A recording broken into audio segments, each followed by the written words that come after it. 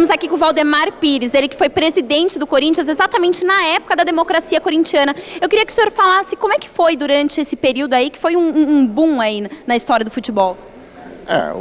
Nessa época da democracia corintiana, é uma época que marcou o Corinthians. Já se passaram quase 30 anos, ela é lembrada por todos. Ainda recentemente, eu estou sempre recebendo alunos de faculdades que querem uma entrevista comigo por matérias dessas faculdades que falam, saber o que foi essa democracia, o que representou. E para mim é uma satisfação, depois de tanto ainda ser lembrado, uma época vitoriosa que não é aquela. Foi um período revolucionário, assim, acredito que nenhum outro time teve isso e as pessoas se espelhavam nessa democracia corintiana aí, liderada pelo Dr. Sócrates também, que foi um super jogador, jogou também na seleção brasileira e fomos bicampeões em cima do São Paulo. Exatamente. A democracia ela nasceu por si só, que o Corinthians, infelizmente eu digo isso, em 60 anos, ele ficou praticamente na mão de 4 presidentes.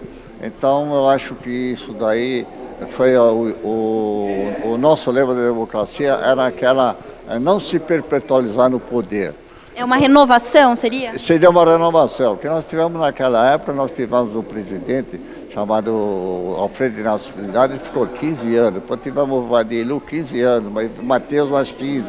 Então, eu acho que isso daí foi prejudicial. O senhor ficou de 81 e 84? Quando eu assumi, o meu mandato foi eleito pelo Conselho por 2 anos e depois foi eleito pelos associados por mais 2. Quando eu terminei o mandato, havia já um movimento para mim continuar, mas eu não quis, preferi respeitar o estatuto e a democracia, o que foi? Então eu comecei a dar liberdade a todos, eu criei mais vice-presidências, os diretores eram responsáveis, os vice-presidentes eram responsáveis, cada um na sua função.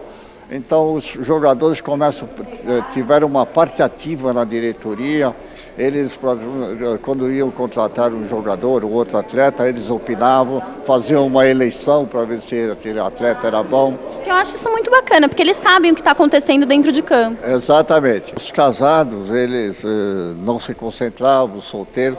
E o Corinthians praticamente nessa época, nesses 4 anos, ele deu uma volta ao mundo, se projetou no mundo. Nós viajamos para os Estados Unidos, para o Japão, fomos para a Ásia, fomos para Hong Kong, fomos para a Tailândia, América Central, Europa. E em todas essas viagens era facultativo também os casados levar suas esposas. Então, não que o clube pagasse as passagens, o clube dava dele e cada um comprava das. Então, nessas viagens, era uma verdadeira harmonia entre os atletas, era uma família.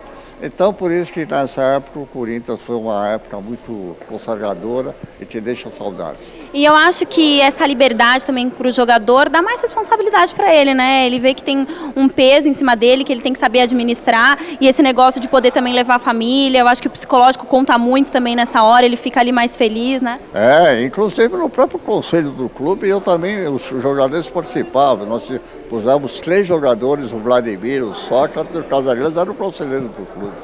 Isso dá um peso para eles de responsabilidade, que eles falam, acho que agora o negócio está comigo, eu tenho que saber o que eu tenho que fazer. Exatamente. Então é uma participação de todos. Essa foi a verdadeira democracia. Que coincidiu também na época que o Brasil viveu das diretas já. Então o Corinthians participou muito com jogadores, inclusive nós antes das eleições, nós tivemos um jogo que o nosso vice-presidente de marca era o Washington Oliveto.